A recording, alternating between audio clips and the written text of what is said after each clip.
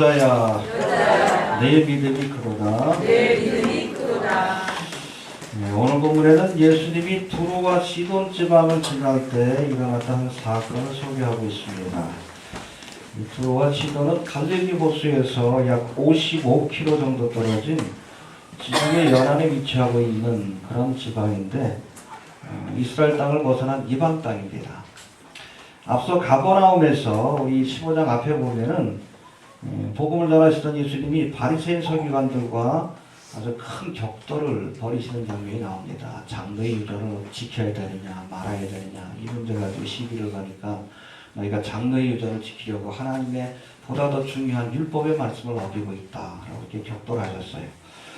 아무튼 이런 반발을 경험하신 뒤 이제 잠시 유대 땅을 떠나서 잠깐 생각할 시간을 가지시기 위한 것인지 몰라도 이방 지역인 두로와 시돈 지방으로 이렇게 찾아오신 겁니다. 이곳에서 예수님은 귀신 들린 딸의 병을 고쳐달라고 하는 한 가나안 여인, 마가복음에서는 뭐라고 되어 있죠? 수로보니게 여인, 수로보니게 여인을 만나서 그 병을 고쳐주는 장면이 오늘 본문에 소개되고 있습니다. 근데 여러분, 이 딸의 병을 고쳐달라는 여인에게 웬일인지 예수님은 여러 번의 거절하는 듯한 그런 태도를 보이시지만 끝까지 포기하지 않는 이 여인의 믿음에 감동하여 결국 그 소원을 들어주는 모습을 우리가 보게 됩니다. 해봅시다. 여자야, 내 믿음이 크도다. 내 소원대로 되리라. 믿음을 보여야 합니다. 그래야 하나님 앞에 응답의 역사를 경험할 수 있는 거예요. 알겠습니까? 예. 가나안 여인의 어떤 믿음이 예수님의 마음을 감동시켰는지, 그리고 그 마음의 소원을 이루게 했는지, 오늘은 바로 이 사건을 통해서 주시는 몇 가지 교훈. 특별히 우리가 예수님 앞에 나올 때에, 우리가 지금 주님 앞에 나왔죠? 어떠한 믿음을 갖고 있어야 우리가 주님의 은혜를 경험할 수 있는지에 대해서 생각해보는 시간을 갖도록 합니다. 첫 번째, 이 가나안 여인의 믿음, 첫 번째는 주어진 기회를 놓치지 않았어요. 해봅시다. 기회를 놓치지 않았다.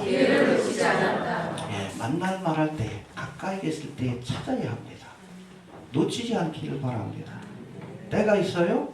지금은 은혜 받을 만한 때요. 구원의 날이로다. 할렐루야. 기회를 놓치지 않기를 바랍니다. 그리스의 기회 여신 보면 여신인지 남신인지 모르지만 앞머리만 길잖아. 그래서 기회가 올 때 앞에서 딱 잡아야지 뒤에서 잡으려고 그러면 대머리라서 붙잡질 못해. 교훈적인 의미가 있어요. 여러분, 기회를 놓치지 않길 바랍니다. 이 가나안 여인이 예수님을 만날 수 있는 기회, 이 특별한 은총의 기회입니다. 할렐루야. 마치 기생라합이 이스라엘의 청탐꾼을 만난 사건처럼 특별하게 하나님께서 그에게 은혜의 기회를 주신 거예요. 놓치지 않길 바랍니다. 할렐루야. 여러분, 유대 땅에서 사역하던 예수님이 이방 땅인 두로와 시돈 지방을 찾아오셨다는 것은 아주 특별한 사건입니다.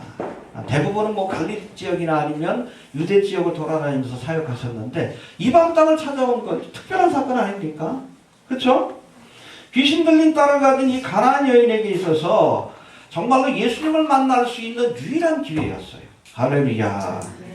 바로 이 기회를 놓치지 않았기 때문에 그가 딸의 병 고침을 받고 주님께로부터 큰 칭찬을 얻게 된 줄로 이렇게 믿으시길 바랍니다. 기회를 놓치지 맙시다.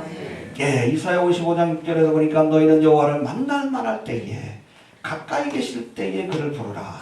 할렐루야. 알겠습니까? 예. 여러분, 주님이 가까이 계실 때에 자꾸 불러야 합니다. 은혜의 시간을 주실 때 은혜 받기 위해 힘써야 돼. 지나가고 나서 후회하면 안 됩니다. 예. 또 특별히 마지막 때를 사는 성도들은 언제든지 재림하실 주님을 영접할 믿음의 준비를 해야 합니다. 기름 예비하셔요. 준비됐습니까? 조금 더 부지런해집시다. 알겠습니까? 조금 더 우리에게 주어진 시간과 기회, 제가 보기에는 얼마 안 남은 것 같아. 예전에는 3차 대전 그러면 자꾸 중동 지역에서 일어날 거라 생각했는데, 지금 상황을 보면은 한반도에서도 일어날 수 있을 것 같아.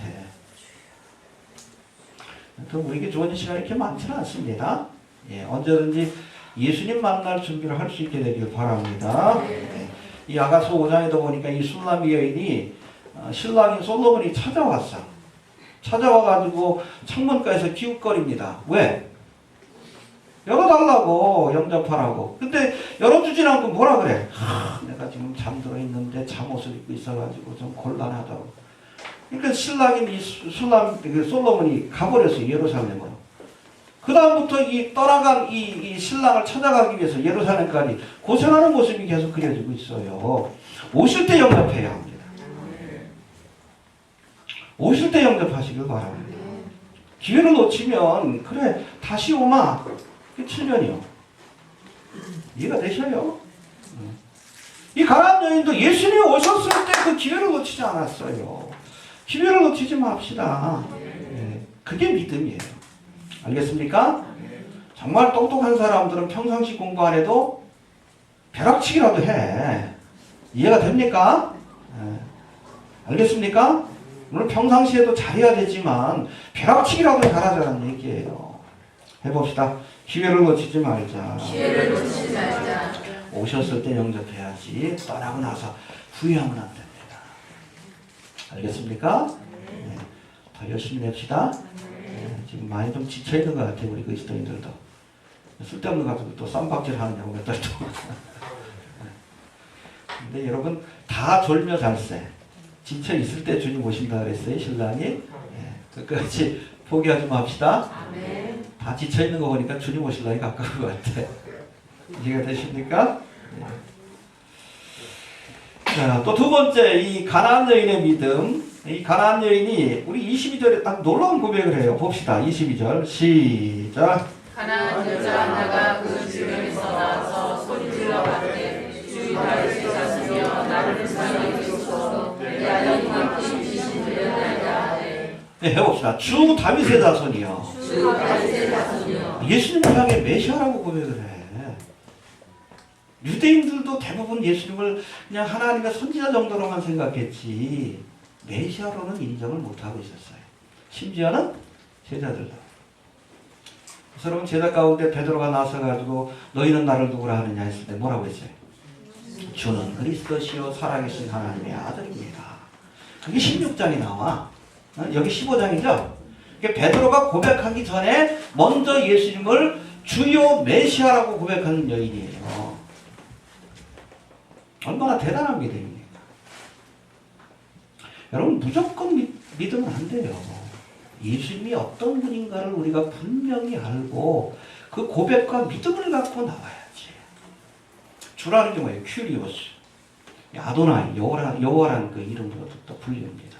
당신은 성자 하나님이시요 다윗의 자손. 이게 뭐예요? 유대인들이 이야기하는 메시아, 마지막 때에 세상을 구원하기 위해서 오신 분. 당신은 나를 구원할 수 있습니다. 귀신 들린 내 딸을 구원할 수 있습니다. 할렐루야. 분명한 지식을 갖고 나온 거예요. 여러분 덮어놓고 믿지 말아요. 덮어놓고.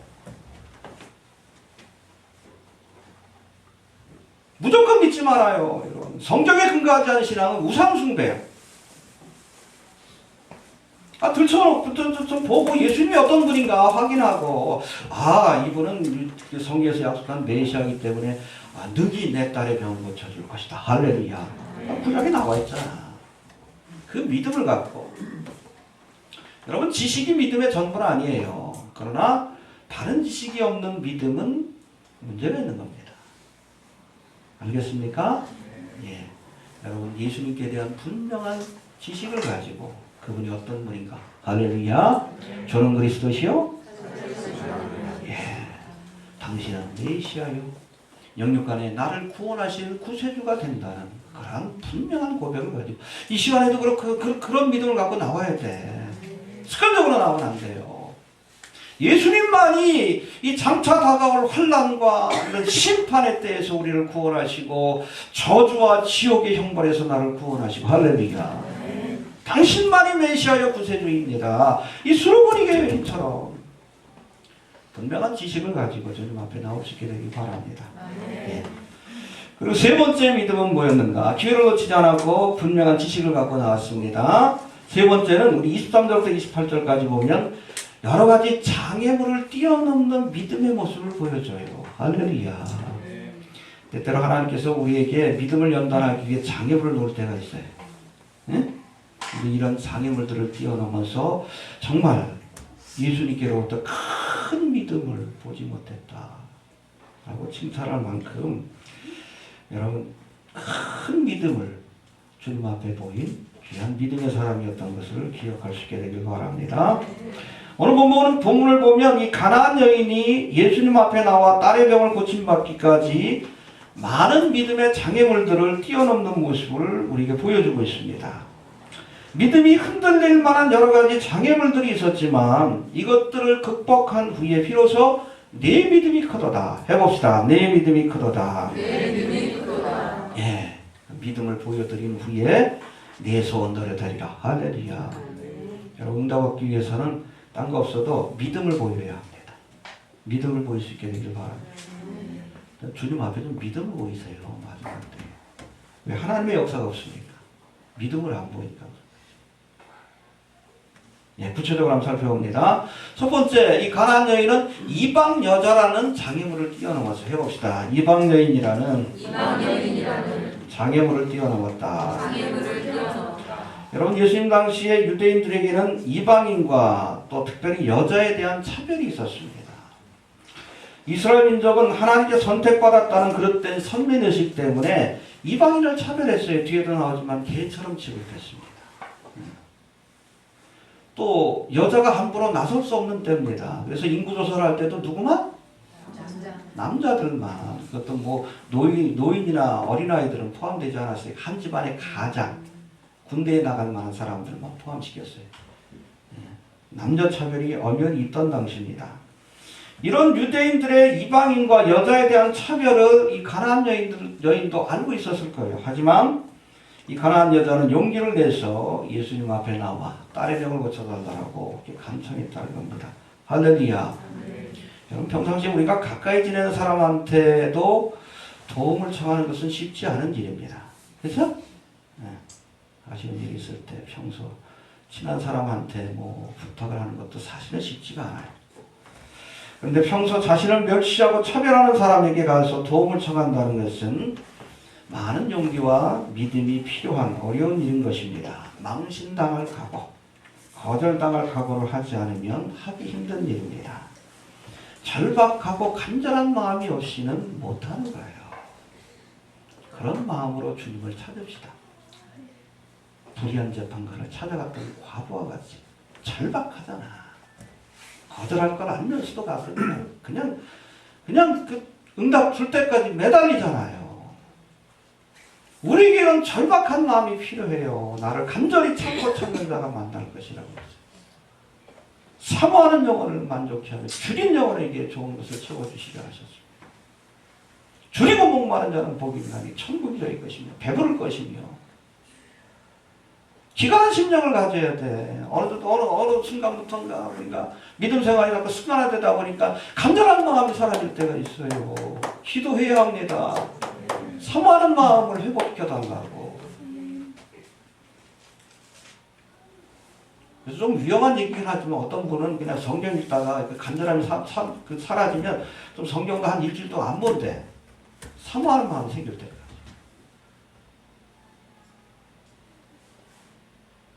간절히 찾아야 합니다. 절박한 마음. 할렐루야. 네. 그럴 수 있게 되길 바랍니다. 네. 두 번째, 거절이라고 하는 장애물을 뛰어넘었습니다. 삼중적인 거절을 하십니다. 여기 본문에 보면 해봅시다. 예수님께서 그 요청에 거절하셨다. 삼중적인 거절을 해요. 참 사망하기 힘든 거라 모욕까지 주면서 거절하십니다. 본문에서 예수님은 간절한 마음으로 찾아와 딸의 병을 고쳐달라는 여인의 요청을 냉혹할 정도로 거절하는 모습을 보여주고 계십니다. 사실 결론부터 살피면 이 모든 과정이 이 가나안 여인의 믿음을 테스트하는 과정입니다. 근데 주님께서 믿음을 시험할 때 아주 모질게 하실 때가 있어요. 이 믿음의 시험을 통과해야 하나님이 응답을 주시고 또 하나님의 사역자로 쓰시는 겁니다. 알겠습니까? 예. 첫 번째, 삼중적인 거절을 하는데 먼저 예수님은 딸의 병을 고쳐달라는 여자의 요청을 듣고도 일부러 모른 척 하십니다. 외면하셔. 침묵하십니다. 22절 23절 한번 봅시다. 시작.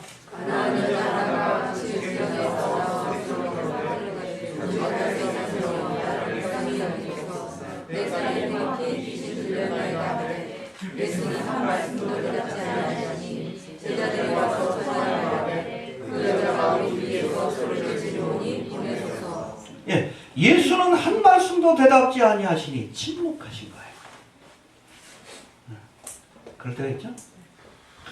간절히 기도하는데 하나님이 침묵하는 듯한 그런 절망감을 느낄 때가 있는 거예요. 최근에 개봉한 사일런스, 이게 뭐예요? 앤더 슈사크가 쓴 침묵이라는 소설을 영화한 건데 리암 니슨이 주연하는 그 내용입니다. 17세기 초 일본 막부 시대를 배경으로 쓰여진 이 소설 침묵은 수많은 기독교인들이 예수를 믿는다는 이유 때문에 고문을 당하고 추구하는데도 침묵만 지키는 하나님께 대한 번미를 주제로 하고 있습니다. 좀 결론은 기독교적인 건 아닌 것 같아요. 제가 근데 예전에 한 20년 전에 이거 잘 모르는데 결국엔 배교 자체를 그냥 정당화하는 듯한 그런 내용입니다. 예. 소설 속에서는 이런 하나님의 침묵에 결국 자신을 따르는 성도들을 구하기 위해 배교를 선택한 예수의 출신의 신부 크리스토바오 페리라고 나오는데 리암 니슨이 주연하고 있습니다. 이번엔 등장하기도 하는데 핍박과 순교라고 하는 절망적인 상황 속에서도 침묵하시는 하나님을 바라보며 여러분 믿음을 견지한다는 것은 말처럼 쉬운 일이 아니라는 겁니다.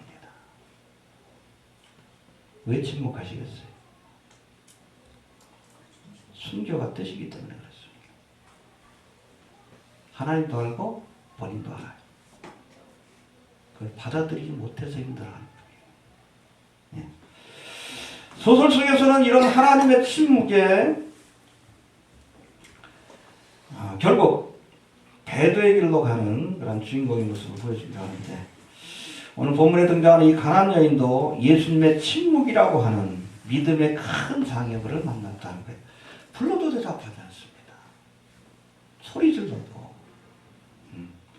아무리 불러도 한마디의 대답도 없이 지나가시는 냉정한 예수님의 뒷모습을 보아야 했다는 거예요.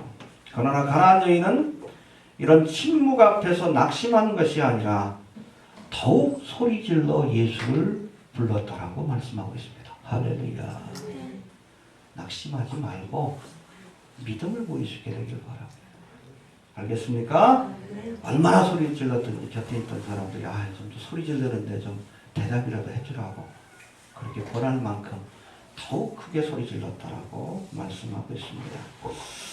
여러분 이렇게 믿음에 우리가 어려움과 장애를 만났을 때 낙심하지 마시고 더 큰 믿음을 보여야 합니다. 해봅시다.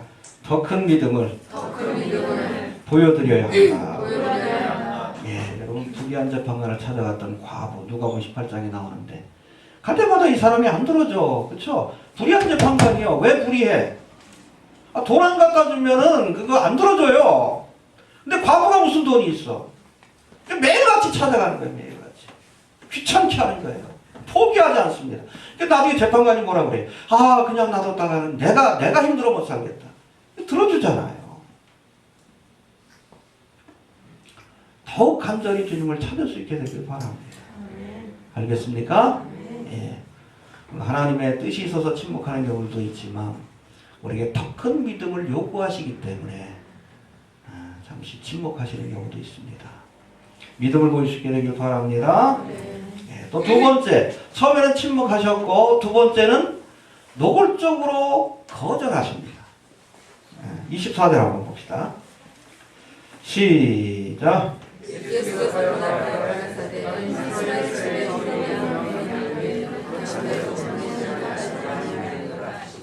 예, 예수님이 침묵하며 그냥 외면하고 가시는데도 포기하지 않고 막 소리를 지르니까 그러니까 제자들이 뭐라고 합니까? 나는 이스라엘의 집에 잃어버린 양 외에는 다른 데로 보내심을 받지 아니했다. 이방인들을 위한 사역 또 저들에게 나눠줄 은혜가 없다라고 거절의 의사를 분명히 하신 겁니다. 해봅시다. 거절하셨다. 거절하셨다. 여러분 이처럼 때때로 하나님께서 우리의 믿음을 시험하시기 위해 간절히 기도하지만 아니라는 응답을 주실 때가 있어요. 노라는 응답을 주실 때가 있습니다. 해봅시다.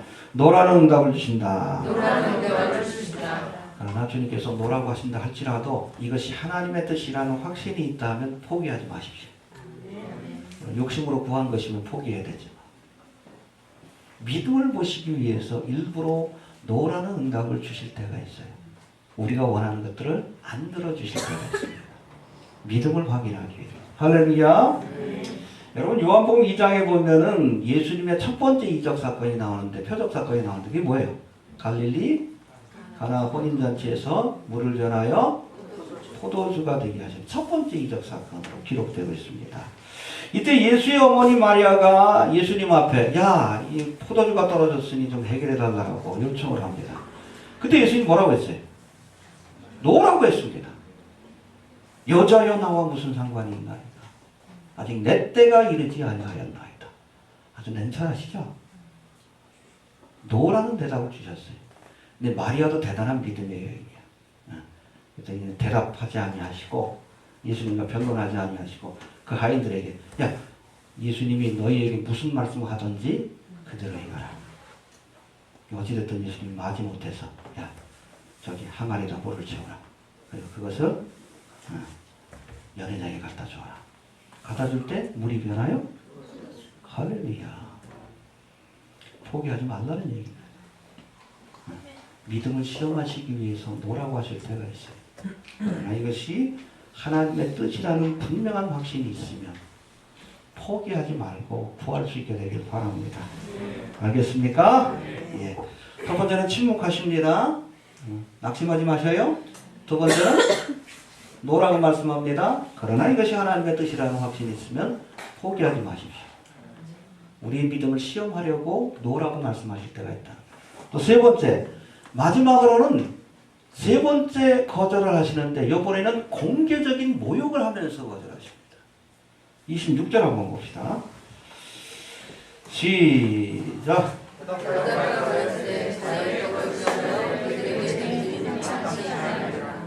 예, 외면해도 포기하지 않아. 또 대답을 주어도 나는 이스라엘 외에는 내 이방인들에게 나눠줄 은혜가 없다라고 해도 그래도 듣질 않아. 포기하지 않습니다. 그러니까 이번에는 예수님이 아예 이 가나안 여인을 향해서 직접 자녀의 떡을 취하여 개들에게 던짐이 마땅치 아니하다. 굉장히 모욕적인 말입니다. 이런 말씀을 통해서 거절의 의사를 분명히 합니다. 이 자녀가 누구요? 이스라엘이지. 개는 뭐예요? 이방인. 그래서 어떤 주석가는 여기 나오는 이 개가 길거리에서 돌아다니는 지저분한 개인 퀴나리온이 아니라 집에서 기르는 애완견, 휘온으로 그게 쓰였기 때문에 모욕하는 말이 아니다. 그렇게 해석하기도 하는데 궁색한 해석이에요. 어찌됐든 사람을 개로 취급하는 것은 모욕입니다. 하지만 여러분 잘 들으세요. 이 개라는 표현이 기분 나쁜 표현일지는 모르지만 하나님을 떠난 인생들은 짐승과 다를 바 없기 때문에 틀린 말이라고 할 수 없는 겁니다. 알겠습니까? 해봅시다. 기분 나쁘지만 틀린 말은 아니다. 그렇죠? 여러분 이사야 41장 14절에 보니까 범죄하여 하나님을 떠난 이스라엘을 향해 뭐라 그래? 이 지렁이 같은 야곱아. 그렇죠? 또 창세기 6장에도 보면 죄악이 관용해가지고 하나님의 심판이 임박했을 때 인생들을 바라보면서 하나님 뭐라고 합니까? 6장 3절에 보니까 사람들이 육체가 되었다. 헬라어는 산크스라고 되어 있는데 70인역에 보면 이 고깃덩어리가 됐다는 거예요. 하나님의 형상을 잃어버린 인간은 여러분 짐승, 고깃덩어리, 지렁이만도 못한 존재예요. 그걸 받아들여야 합니다. 우리 실상을 보고 우리가 인정해야 하나님의 역사가 나타나는 거예요. 자녀에게 줄 떡을 개에게 줄 수 없다. 이 말씀은 또한 겸손케 만들기 위한 말씀입니다. 여러분 우리가 믿음 생활하는데 마지막 장애물이 뭔지 아십니까? 자존심이에요. 이게 꺾여야 하나님의 역사가 나타납니다.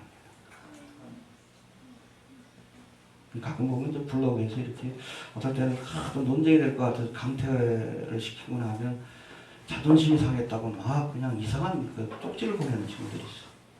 두고 보자고. 그것까지 꺾이지 않으면 하나님의 사람이 될 수가 없는 겁니다. 때때로 하나님께서 우리를 낮추시기도 하는 거예요. 느부갓네살 왕이 교만하니까 하나님 낮추시잖아요. 짐승처럼 7년 동안이나 이슬을 맞고 술을 먹게끔 만들잖아요. 그죠? 모세도 낮추시잖아요. 바로의 궁전에서 왕자로서 자라다가 교만한 마음을 가지니까 미디안 광야에서 40년 동안 낮추고 나서 비로소 출애굽의 대명을 맡기시잖아요.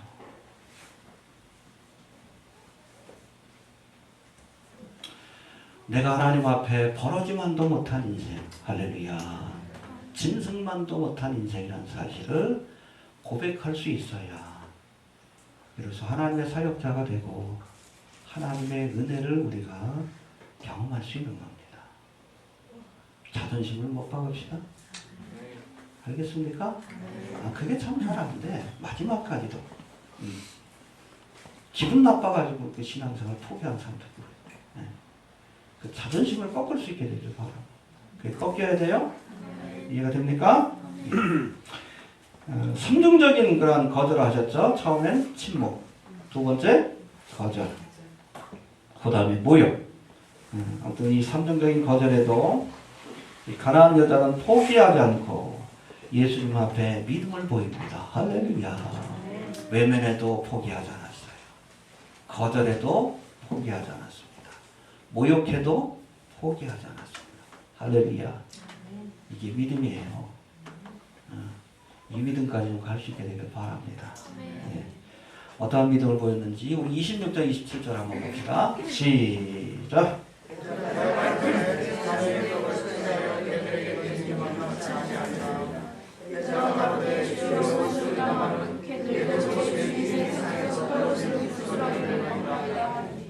이 말씀을 듣고 주님이 얼마나 감동하셨을까요?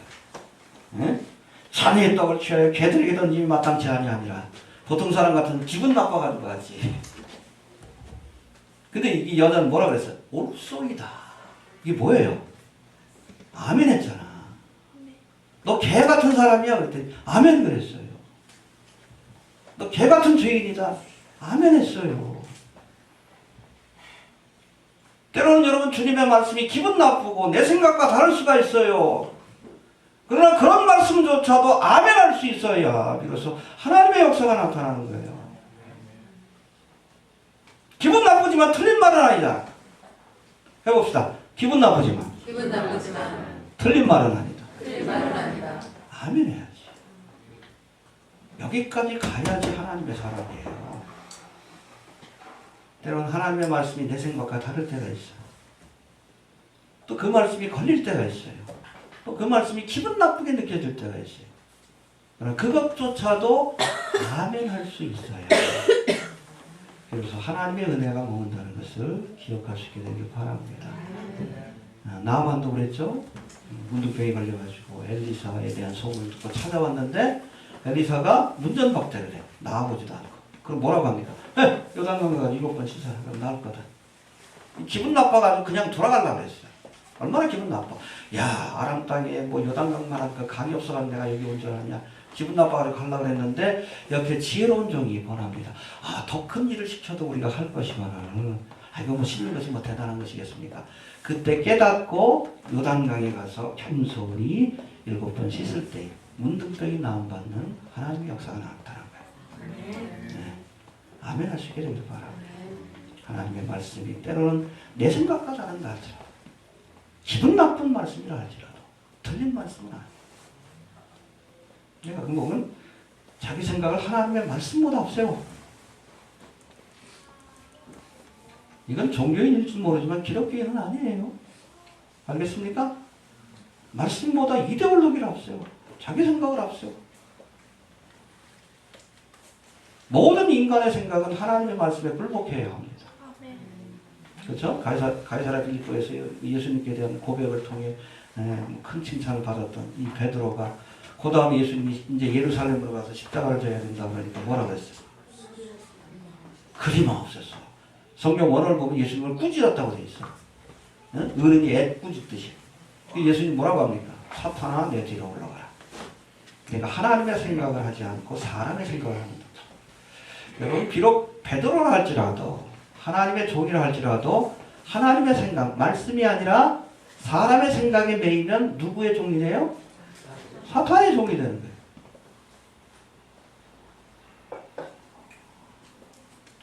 아니 왜 그리스도인들이 말씀에 매여 살아야지 왜 이데올로기에 매여 살고 불의한 도구로 쓰임 받습니까? 화가 나 어떨 때 보면 왜 하나님을 이렇게 천박한 존재로 이렇게 만들어버립니까? 기독교를 응? 하나님의 생각을 않고 사람의 생각을 하니까 마귀의 종노릇 하는 거 아니야. 불의한 자의 종노릇 하고 무슨 짓거리예요. 아까도 댓글 보니까 좌파 목사네. 그 댓글 달았다. 좌파가 우파가 뭔지도 모르면서 그래요. 뭐가 좌파고 뭐가 우파인지. 여러분 우리나라 그 정치인 가운데는 진정한 좌파가 없어요. 노동당 외에는. 엄밀하게 따지면 열린우리나라도 그 중도 우파 쪽에 가까워요. 정책을 보면. 기본적인 것도 모르면서.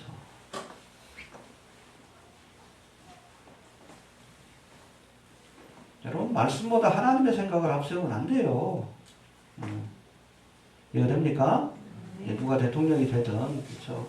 국정을 좀 안정시키고 좀 하되 그러나 성경에서 그만 것들을 요구할 때는 우리가 분명히 노라고 얘기를 해야 합니다. 알겠습니까? 다음 정권에서는 우리 차별금지법 때문에 우리가 좀 교회가 좀 영적인 싸움을 싸워야 될 거예요. 알겠습니까? 안희정이나 아니면 이재명 같은 경우에는 차별금지법에 대해서 적극적인데 문재인 씨가 대통령이 돼도 이 문제는 아마 좀 이슈화 시키려고 할 건데 그때 기독교가 그리스도인들이 똘똘 뭉치지 않으면 막아낼 수가 없어요. 우리에게 중요한 건 이념이 아니라 하나님의 말씀입니다. 이해가 되십니까?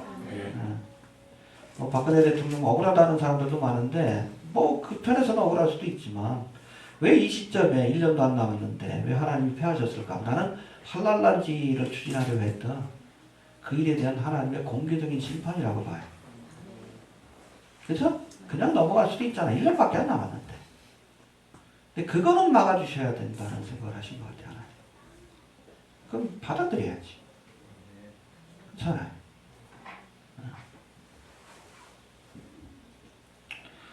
여러분 주님의 평가를 수용해야 돼요.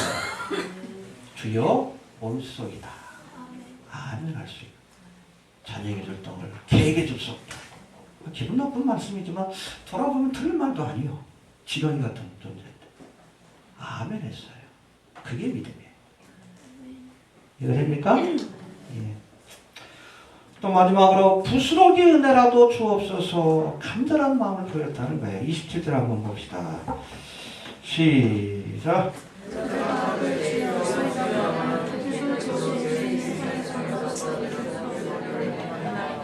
예, 예수님의 말씀에 옳소이다. 아멘함으로 응답한 뒤에 가나안 여인은 그러나 개들도 제 주인의 상에서 떨어지는 부스러기를 먹나이다. 내가 잘 차려진 그 상에서 음식을 먹겠다는 것이 아니라 그저 주인의 상에서 떨어지는 부스러기 은혜라도 주옵소서. 여러분 이 정도면 주님도 한몫하시는 거예요. 할렐루야.